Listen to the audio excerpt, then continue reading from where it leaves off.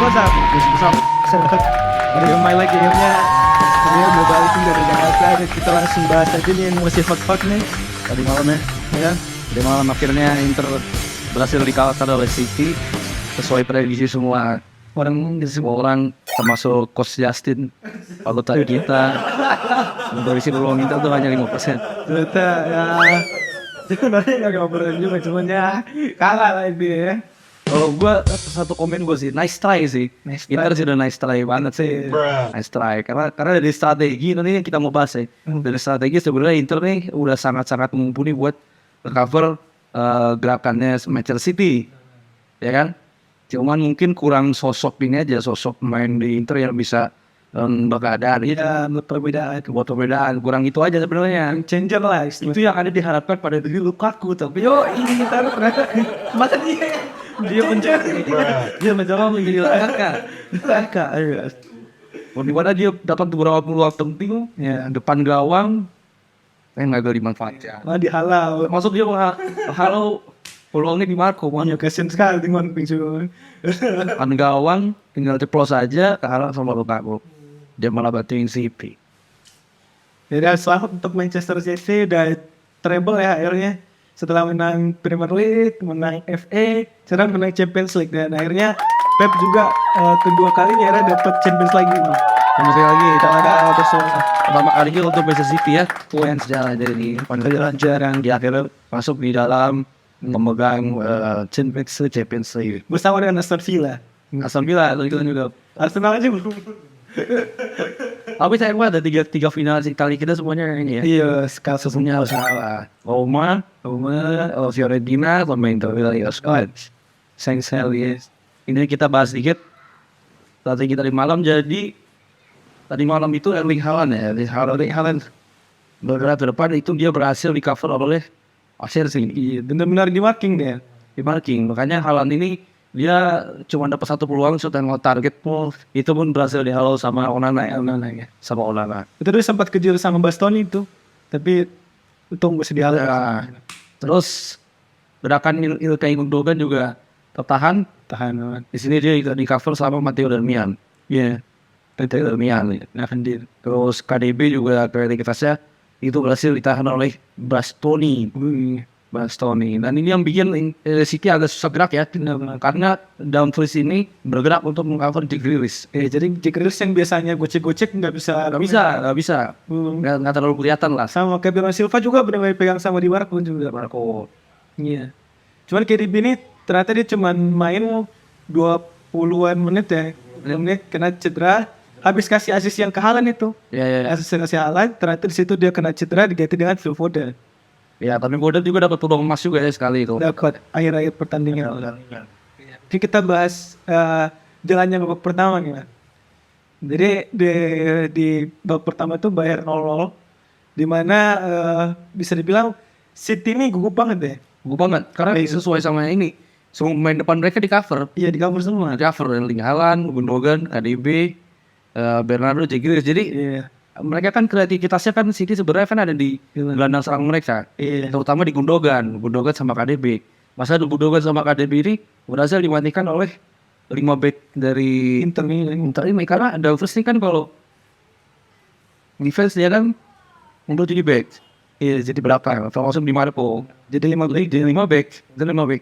Sementara tiga tengah di Inter ini mereka menjadi inilah second line mereka berhasil cover lah. Mereka tiga pemain tengahnya tetap cover bikin tengahnya dari Inter ini tetap full. Karena Inter kan dia bertanya tuh ada line paling belakang sama line depan ya. Jadi itu nge-press. Nah sedangkan berhasilnya juga Inter dua pemain ini tuh bisa pressing ke sini. Jadi bola itu nggak bisa ditersambung ke Rodri atau John Stones. Jadi itu kayak yang buat situ susah. Coba hapus dulu ya. Jadi bola dari Ake ini cuma bisa ke Grealish, Akanji ke Bernardo karena tengah ini sudah di-cover oleh 3 orang. Iya.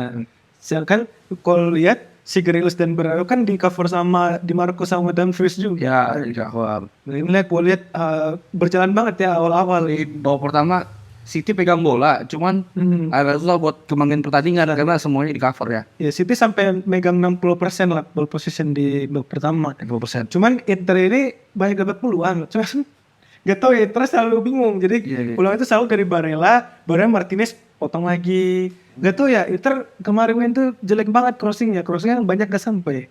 Jadi itu yang agak sulit. Di Marco juga ya untuk defense oke, tapi untuk Iya, iya. penyerangannya agak kurang Dan banget. sama dia kan bukan pemain yang apa ya, yang skillnya tuh jago banget enggak juga. Kekocar-kacir. Ya, jadi Inter ini secara strategi bagus. Iya. Cuman secara materi pemain agak average lah, mereka sebenarnya agak average. Cuman Simone Inzaghi ini dia maksain formasinya dan sebenarnya agak lumayan bekerja sih. Iya. Agak work sih. Cuman ya terlalu jauh secara skill pemain. Ya, lu bandingin lah.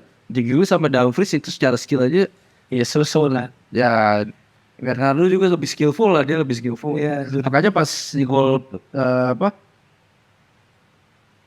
Sorry. Proses terjadinya gol pertama ya. Itu kan Gundogan bawa bola. Bawa bola ke sini. Dia berhasil narik bawa pemain. Iya. Barella sama Brozovic. Iya. Itu dia, dia cutback. Ternyata Rodri udah isi posisi di tengah. Oh. Ini yang tarik itu ini Bernardo Silva. Oh sorry, Brozovic. Bernardo Silva. Brozovic ya. Bernardo Silva yang dia maju, Di Marco dia berhasil ngautin Di Marco. Terus dia narik Bastoni, narik Brozovic. Nah, Barella itu sebenarnya ada di sini lah. Barella ada di bagian situ. Mundur ke sini ya. Iya, Belakang sini. dia apa si Silva itu narik cutback untuk taruh bola di ruang kosong di sini. Karena semua pemain Inter itu di belakang terlalu low block tuh di belakang. Belum. Nah, tiba-tiba si Rodri maju.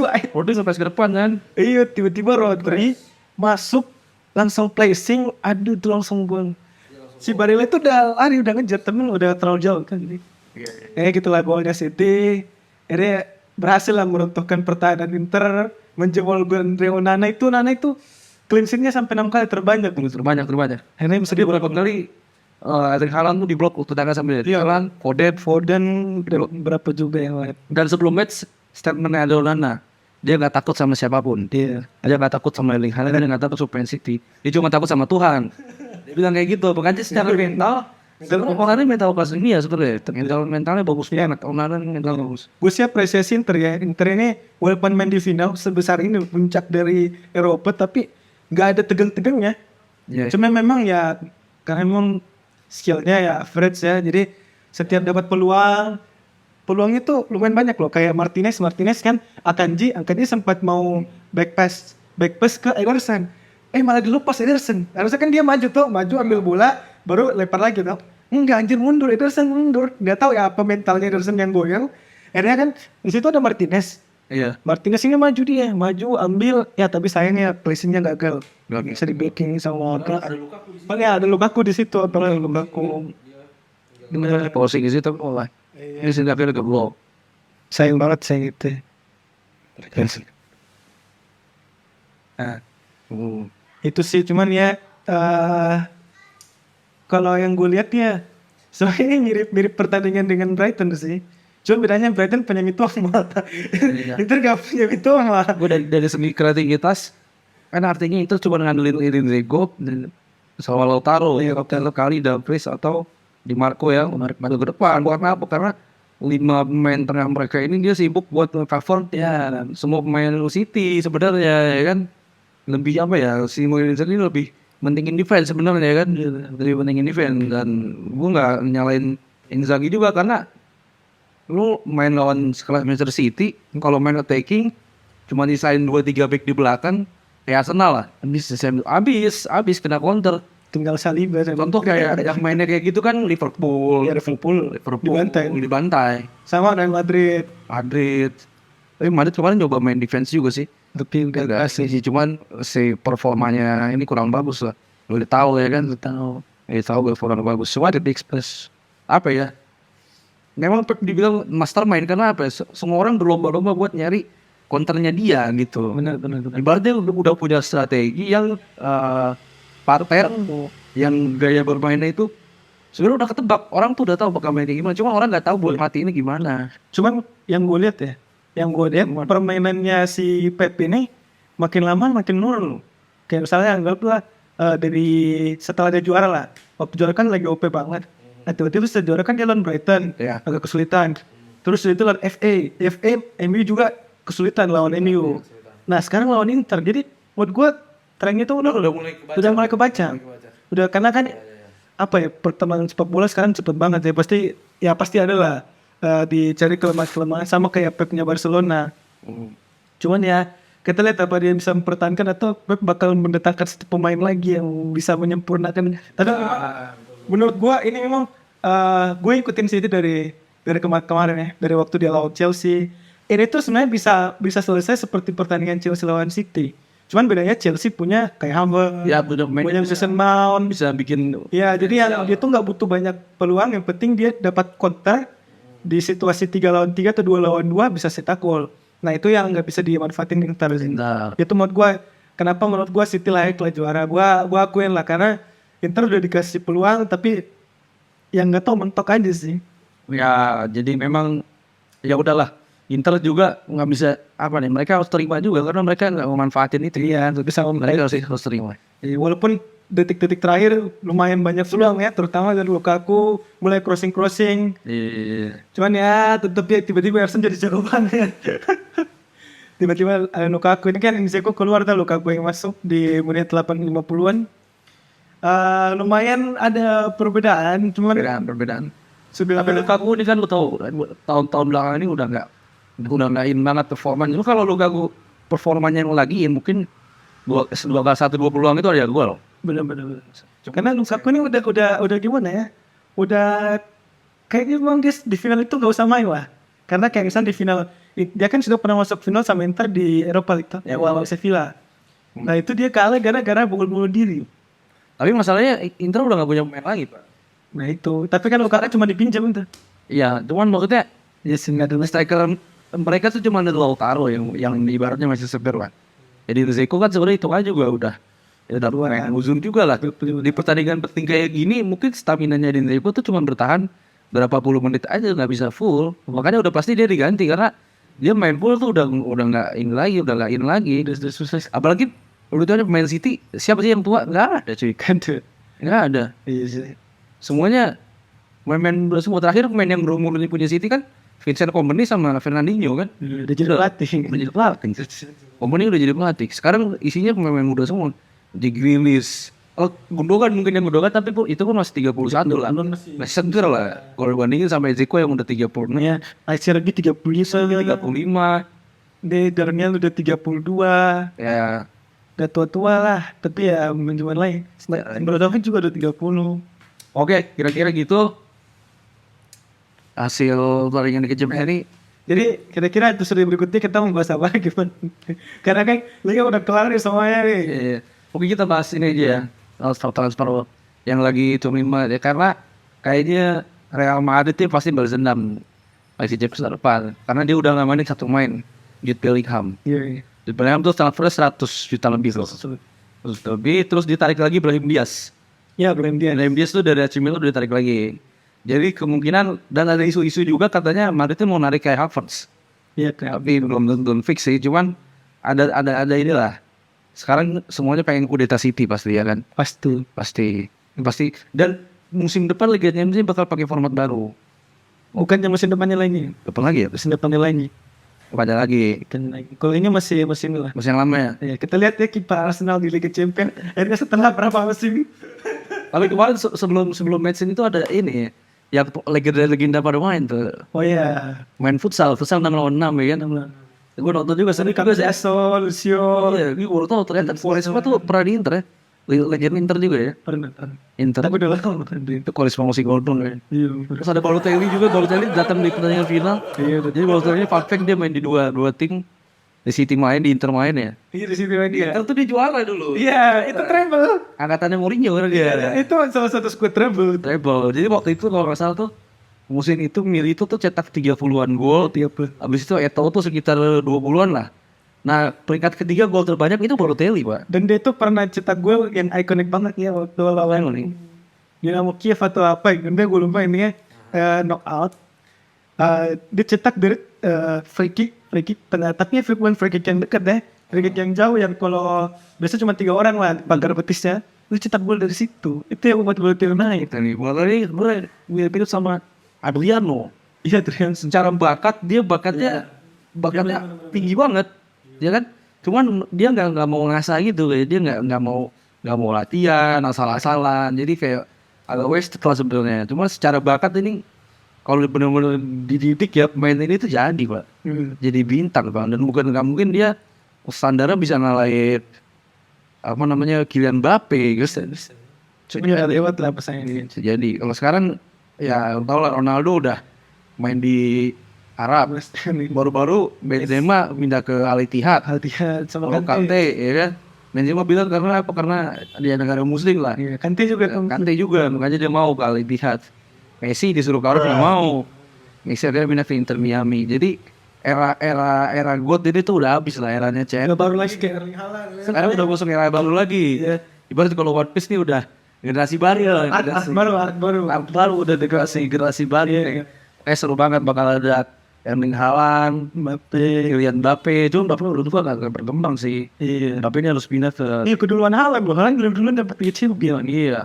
Kalau Mbappe ini mau pindah ke Madrid, mungkin dia ada peluang Chelsea. Bisa banget. Dan bakal lebih seru sih. Cuman gue menarik sih, gue mau lihat Madrid tanpa Benzema sih. Gimana ya kira-kira musim depan? Karena Iya. Vinicius tinggal sendiri berarti. Kecuali tiba-tiba Real Madrid beli pemain bintang ya. Tapi menurut gue Real Madrid harus beli pemain yang benar-benar matang sih, bukannya Iya, menurut gua udah yang harusnya Madrid tuh beli Mbappe. harus. Karena itu udah ngisi banget posisi striker tengah. Iya. Yang segala bisa golin, bisa diandelin itu. Harus. Apalagi sekarang striker kayak Erling Haaland, Benzema tuh jarang.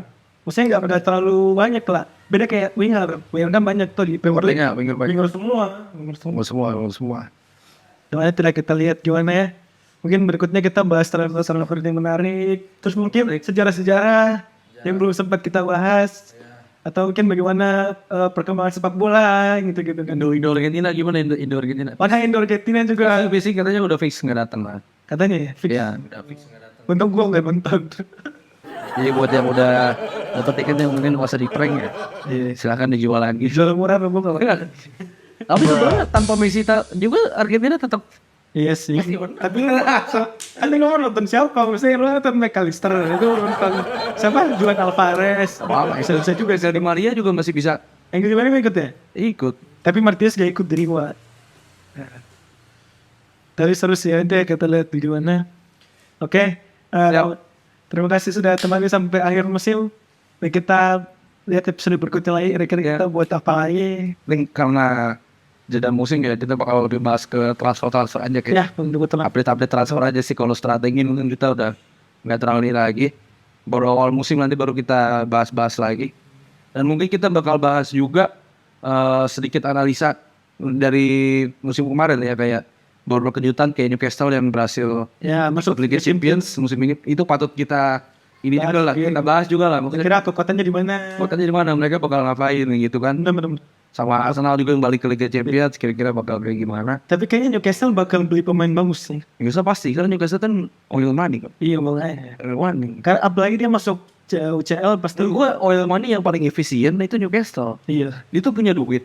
Tapi pinter ini. Tapi pintar belinya. Iya, bener. Dia bukan kayak dulu awal-awal City kan tuh belinya jual ntar. Ya, beli Tevez, Beli Jovetic, Jovetic yang bahkan beli pemain-pemain yang sebenarnya nggak terlalu guna-guna banget lah.